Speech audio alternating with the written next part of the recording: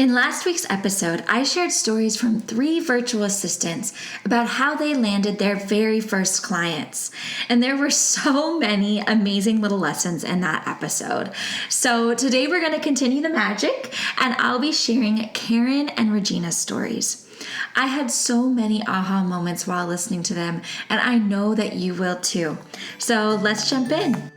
You're listening to the Support Squad podcast, where virtual assistants come together to share their best business tools and tips. Virtual assistant for life coaches Sharon Nissen created the Support Squad with a firm belief in community over competition. Whether you're a new virtual assistant looking for advice on how to get started, or an established virtual assistant looking to expand your skills and invite even more abundance into your career, you're in the right place. Working from home doesn't have to be lonely. We're in this together. Now, here she is, the host of the Support Squad podcast, Sharon Nissen. Hello. I am so excited to dive into part 2 of this series. So what I've always envisioned for the Support Squad podcast and the upcoming membership site is to create a space for virtual assistants where we all feel heard, understood, and supported. Our work is so unique, and lots of people just don't understand it. And that's why I love the community that we're creating. When we engage with each other, it makes our sometimes lonely work feel a little less isolated. On a surface level, it's just fun to chat with other VAs in our industry, but on a deeper level, I believe that when we support one another in this way, we improve our mental health, we deepen our fulfillment with our work, and we become inspired to create exactly the business and life that we desire. So I want to take a moment right now to thank you from the bottom of my heart. If you've listened to the podcast, if you interacted with the Support Squad Instagram page, or if you've offered or asked for advice and support in the Support Squad Hangout on Facebook, you have been an integral part of building this community. Thank you. This is only the beginning, you guys. Okay, so with all of that said, I'm so excited to introduce you to Karin O'Grady from Virtual Soda. If you're on Instagram, you might have seen her. She's at Virtual Soda. And before I introduce you to her, I just want to say that her logo is one of the most memorable that I've seen for a virtual assistant. It's so fun and fresh. So definitely check it out. So a little bit about Karin. Once her 10 years in tourism marketing and product development came to a close with the birth of baby number 1, Karin began a successful parenting and lifestyle blog, Calm to Conniption. And baby number 2 joined her, and so did her podcast, The Mummy Soul Sessions, which was part of the Jackrabbit FM network. So when baby number 3 turned up, she tied a nice little bow around her experience and began working as a virtual assistant in her business, Virtual Soda, for all the people she had met along the way. Specializing her work with online influencers and entrepreneurs, Karin helps like-minded people and businesses with an extra set of helpful, skilled hands. So here's Karin's story. Hi, my name's Karin. I am from Brisbane, Australia, and I have a virtual assistant business called Virtual Soda. It started about 2 years ago now, and it happened very organically, actually. I was a mum with 2 kids at home. I was pregnant with my 3rd child. I also had a blog, a mummy blogger type blog, and I had a podcast on a network here. I was kind of exhausted by it. I was full. I didn't really want to share myself anymore, but I was hanging on because I loved the community and I didn't want to give that up. So I just stuck with it. It just happened that just before I was about to give birth to my 3rd child, another blogging friend posted in a Facebook group that they were looking for a virtual assistant. Of course, I had been not working with them, but became friends. I had a lot of online friends in the area, and I put myself out there. I thought, because I'd been thinking about becoming a virtual assistant once my daughter was born. and because I just needed a change. And I thought when it popped up, I'm like, well, this is a perfect opportunity, and I leapt. I had nothing. I had no idea what I was doing, and I just knew that I would contract to this person to help her out with her newsletters and anything else that they needed. So I did a bit of like digital cleanups and things like that for them. Exactly what I wanted to do. From there, word got out that I was doing it, and people knew that I had the experience in exactly what they were doing already. So they just needed another set of hands. And by showing that I was able to do those sort of things, just by having my own blog and having my podcast and working social media, they knew that I could do it, and they knew that I was doing it with the same systems that they had. They had trust in me. My story is probably a little bit different because of that. It was very organic. But in saying that, we all come from an industry. We all we've gained the skills somewhere. So to be able to put that out there and show the people that already trust us, that you are out there doing your business, that's a great way to do things. Don't be afraid to use your personal profile on Facebook as well. There's no point. You can't sell a secret. So to not be telling people what you're doing, which often that might seem strange to some, but to others, they don't like to share much of their business on their personal page. But all in all, you're not letting them into your front door of your house. You're letting them into your social arena. So, I would definitely go to the people that you've already made the connections with. What I didn't know in the beginning stages is that through life, I had already met the people that I would eventually work with. And from there, the web grows out. The web really grows out to a whole lot of different people that word of mouth is the best source of getting clients. So that's how I've created my business. I am currently full, and I'm actually wanting to grow my business in size-wise. I want to put more people on under the Virtual Soda banner. And that is where I get stuck. So I'm good. I've got my clients. I've got everything. I've grown really well. Virtual assistants is something that's taking off everywhere because small business and micro businesses and home businesses are taking off. So people need another set of hands for them to be able to grow. I've got a trainee. I've taken a trainee on, but she is actually in-house because she's quite young, and I want to be able to help her in her journey.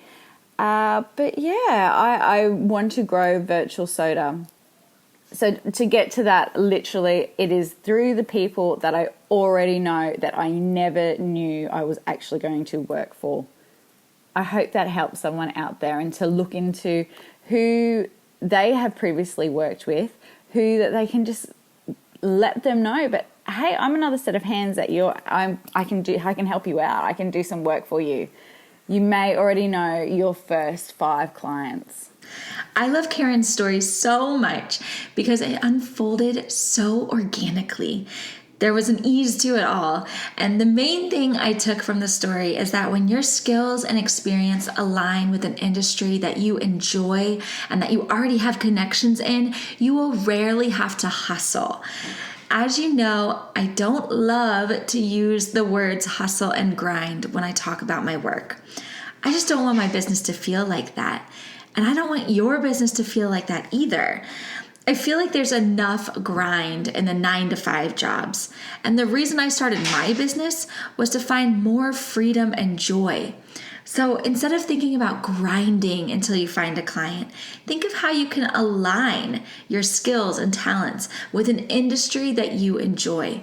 That's when things will start unfolding organically for you, just like they did for Karin. So if you want to connect with Karin, you can do that on her website. It's virtualsoda.com.au. She's also on Facebook at Virtual Soda and on Instagram at Virtual Soda. All right, so next up we have Regina Lewis. Regina is the blogger behind Live and Work by Faith. Her passion is to encourage, educate, and inspire women who want to use their gifts to work from home. And when she's not working at the local ministry as a volunteer coordinator, blogging, or tinkering with Squarespace, she enjoys spending time with her family, watching Downton Abbey to the point that it irritates her boys, and she loves people watching from her front porch, which is also a favorite pastime of mine. So here's Regina's story. My first client actually landed in my lap. I was working in a real estate office supporting an agent when she offered me the opportunity to work from home. However, the real estate market tanked in 2008, and I had to really hustle for clients. Now, because I really needed clients like right away, I turned to a popular freelance platform. And I created a profile, took a few skills tests, and I started sending out proposals.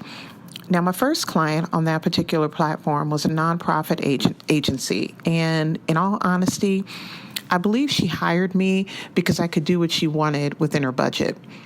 Now, she and I worked together for about 6 months, but cracks started appearing soon after we signed a contract. She started asking me to do things outside of the scope of our agreement. She wouldn't respect my office hours, and she would request that I work late or on the weekends. And it just got to the point when I saw an email from her in my inbox, my stomach would flip-flop.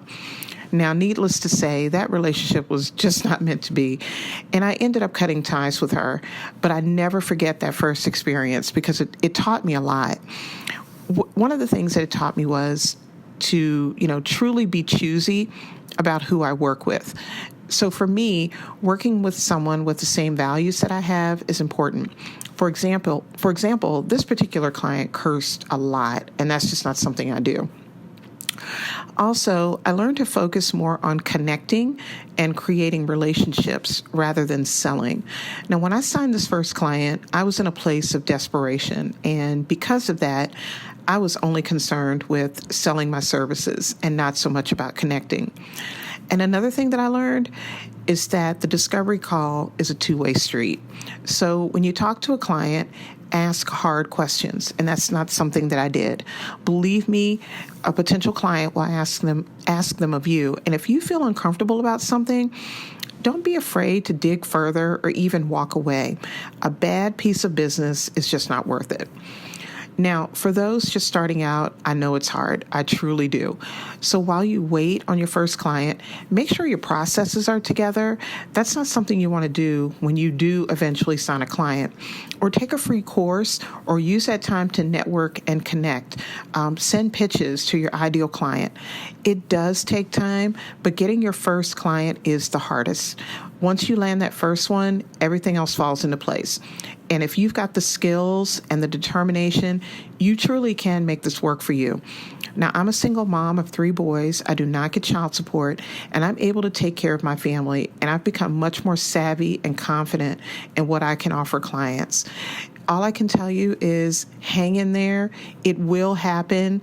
Don't give up. Keep pushing. You can do it. Wow. So Regina's story is very similar to mine. My very first client before I niched to life coaches was also one that I found on a freelancing site.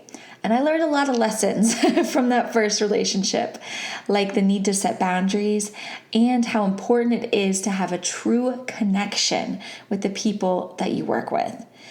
I mean, really, there were so many good nuggets in there, Regina, like the need to have processes in place and the importance of using discovery calls to gain true clarity. There was just a lot of wisdom in that 3-minute story, so I'd recommend listening to it twice.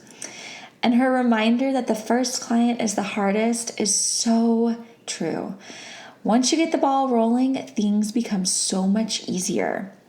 So if you want to learn more from Regina, she actually has some incredible resources for you. I'm going to put a link in the show notes on thesupportsquad.com to her courses for VAs. She has a free course, a very affordable ebook, and a very affordable course on how to find, sign, and keep clients. Also, if you sign up for her email list, like I have, she regularly sends out emails packed with leads and job opportunities. You want to check this out. So again, head over to thesupportsquad.com and check out the show notes for this episode. And to all of you fabulous VAs, Jessica, Tiffany, Mari, Karin, and Regina, thank you for lending your voices to this podcast. Thank you for being trailblazers and lighting the path for new virtual assistants who are just getting started. I'm excited to see all of you in the Support Squad Hangout on Facebook.